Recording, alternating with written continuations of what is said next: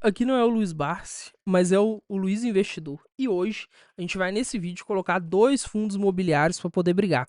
A gente vai colocar o MXRF11 contra o VGHF11 e a gente vai ver qual que é o melhor fundo imobiliário aqui.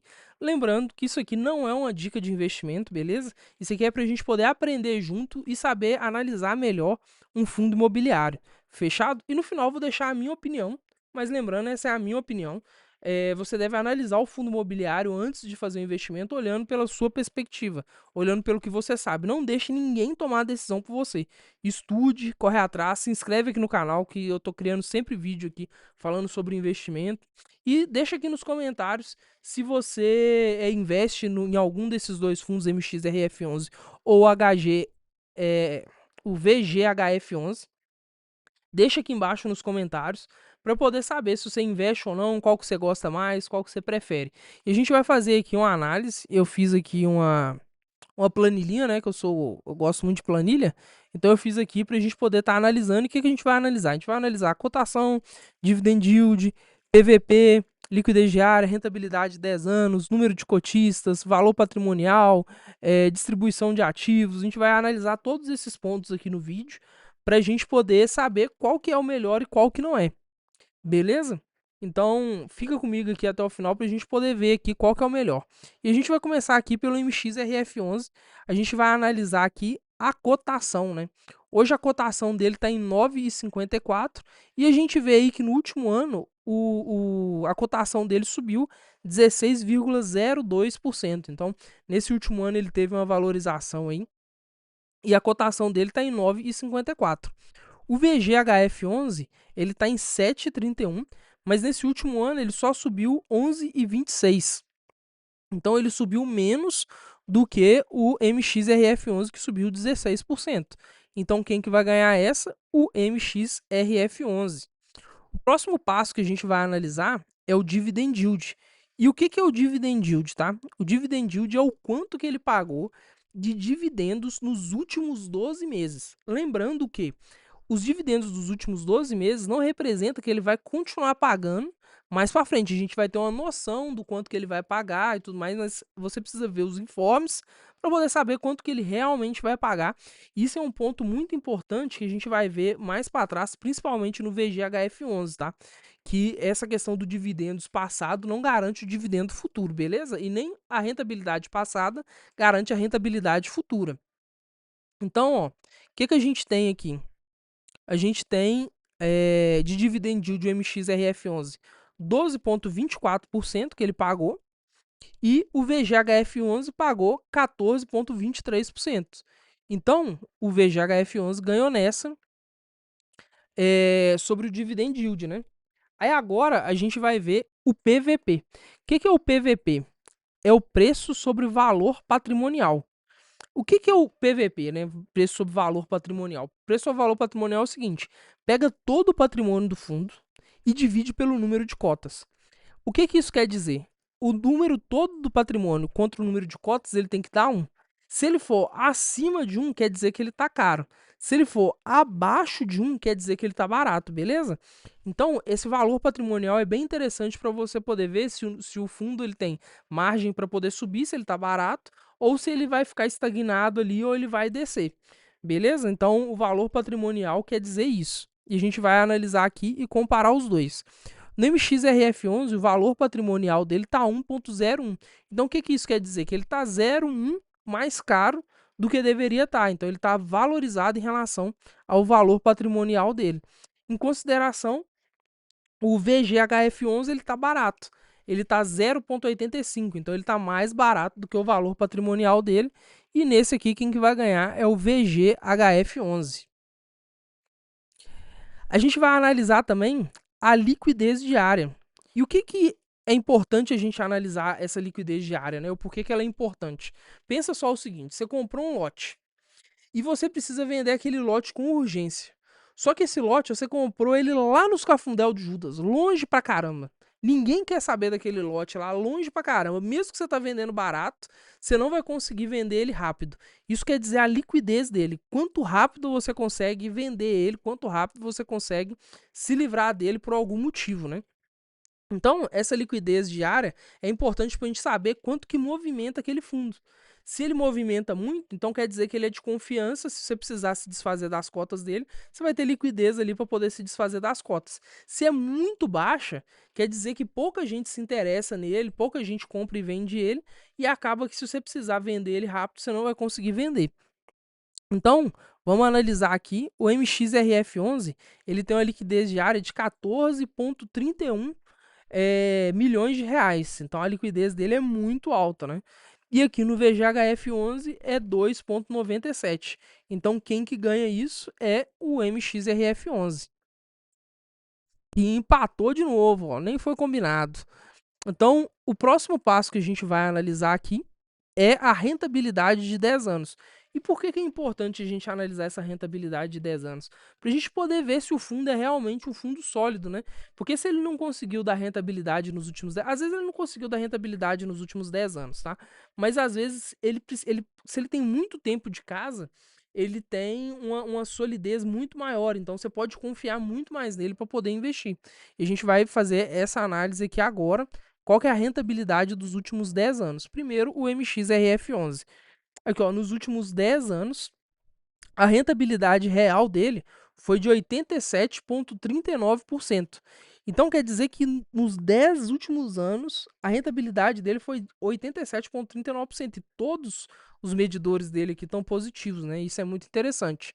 Aqui no VGHF11, vamos ver aqui, ó. No VGHF11 ele ainda não tem, ó. Ele é um fundo novo, então ele não tem nem 5 anos ainda. E nos últimos 2 anos ele teve uma rentabilidade baixa. A rentabilidade dele foi negativa 8,83%, né?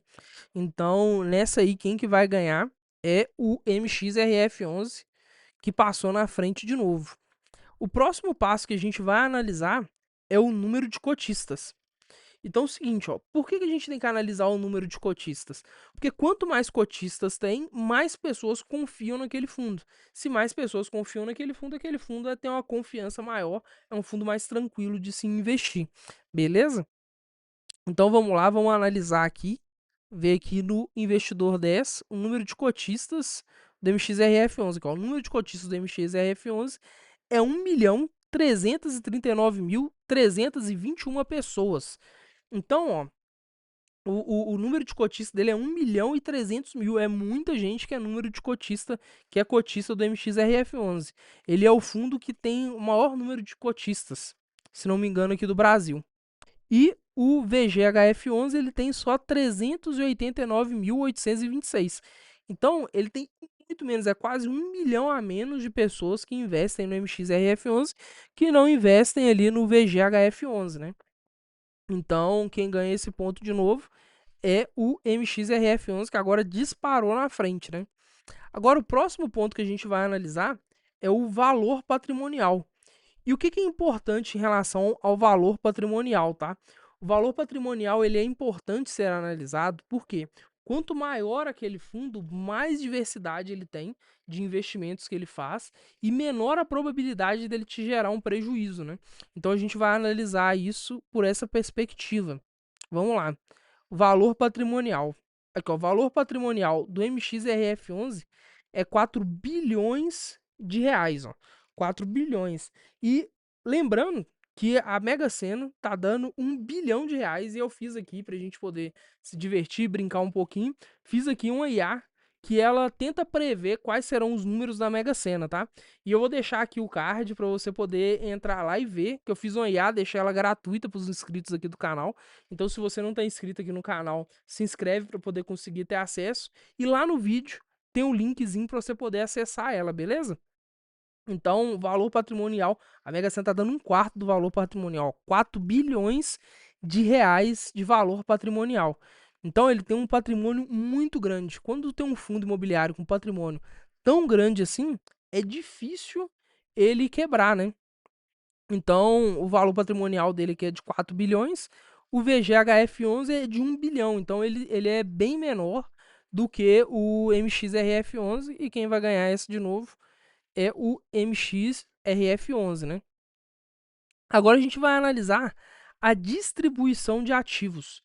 O que é essa análise de distribuição de ativos? Essa distribuição de ativos é o seguinte, ó. O MXRF11 vai pegar aqueles 4 bilhão dele e vai distribuir aonde? Onde é que ele vai colocar aqueles 4 bilhão? Ou o VGHF11 ele vai pegar aquele dinheiro e distribuir ele aonde, né? Por exemplo, se o MXRF11 tivesse colocado tudo no Banco Master, uma hora dessa, 1 milhão e 300 mil investidor aí tava no prejuízo, né? Que a gente não sabe o que vai acontecer ali com o Banco Master, os juízes lá não sabem se investiga, se não investiga, tá uma confusão danada, uma briga política danada, o dono do Banco Master é cheio de amigo, então a gente não sabe, imagina se tivesse tudo lá hoje, né? Então, é importante a gente analisar isso também. O MXRF11 aqui, ó, onde é que ele distribui aqui? Ah, lembrando aqui o interessante sobre o dividendo, ó lá. Aqui no Dividend Yield, ó, ele mostra aqui no Investidor 10, todos os meses, ó, no último ano, como é que foi. E aqui ele tem o pagamento, tá vendo? Ó? Aqui, ó, ele pagava antes 9 centavos e começou a pagar 10 centavos e mantém os 10 centavos ali desde o mês 4, ó. Mas vamos lá para o que importa. Aqui, ó. O MXRF11, ele investe 72,8% em CRI. O que é isso, né? O que é um CRI? O CRI é quando ele pega o dinheiro dele e investe em construção. É tipo...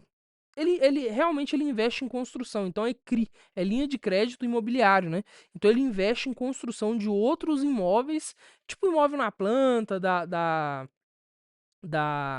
MRV, por exemplo. Então ele faz esse tipo de investimento, né?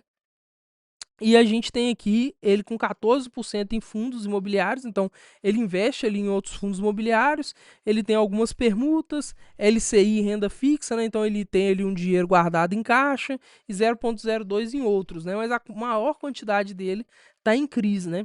CRIs, ele é bem... O interessante disso é que ele é bem atrelado à taxa Selic.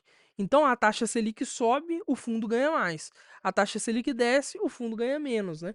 Mas ele tá bem atrelado ali, então ele tem essa segurança também em relação a isso. E se der algum problema também, tem todo um processo jurídico e tal. Então eu acho que é um tipo de investimento muito bacana em relação a esse fundo, né? E vamos ver aqui o VGHF11, onde que ele investe a maioria do dinheiro dele, né? Aqui ele falando um pouco sobre o dividend yield, né? Que deu uma balançada. E o porquê que o VGHF11 teve essa queda brusca aqui, ó. Ele teve essa queda brusca aqui, ó, no mês 11, ó. Porque se você olhar aqui quanto que ele pagou, ó, no mês 10, ele reduziu, ó. Ele pagava 8 centavos, começou a pagar 7 centavos, começou a pagar menos. E antes ele pagava 9, caiu para 8, caiu para 7, tá vendo? Então, por conta dessa queda que ele teve aqui, a cotação dele também caiu aqui, ó.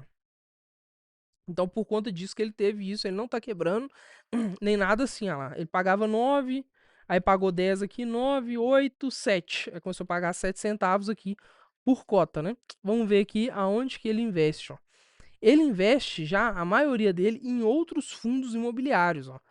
Então, ele tá muito mais exposto ao que acontece com outros fundos imobiliários do que o MXRF11, e eu acho isso muito perigoso. Por quê? A gente não sabe quais. Na verdade, se pesquisar, a gente consegue saber quais outros fundos imobiliários ele investe, mas a gente não sabe. Então, ele está investindo muito em outros fundos, e tem um outro porém também em relação a isso, porque todo fundo imobiliário ele cobra uma taxinha, né? Vou colocar aqui para a gente poder ver, ó. Por exemplo, o VGHF11 aqui, quanto que ele cobra de taxa? VGHF11 aqui, ó. Ele tem uma taxa administrativa de 0,90% ao ano sobre o patrimônio líquido. Então, ele tem essa taxinha aqui. Como ele tem muitos FIIs aqui, então a gente paga taxa em cima de taxa, né? Porque a gente paga a taxa para o fundo que ele está investindo e a gente paga a taxa para ele também. Então, a gente acaba pagando duas taxas, né? Então, eu prefiro aqui nesse caso também o MXRF11. E aqui a gente tem um campeão, né? O MXRF11 ganhou aí por 6-2 em relação ao VGHF11. Então, vamos fazer o seguinte. Fala aqui pra mim qual que você acha que é melhor, baseado nessa análise. Se você aprendeu alguma coisa aqui no vídeo, se você não aprendeu. Então, deixa aqui nos comentários o que que você achou. Se você gostou também, deixa seu like, se inscreve no canal para poder ver vídeos como esse no futuro, né?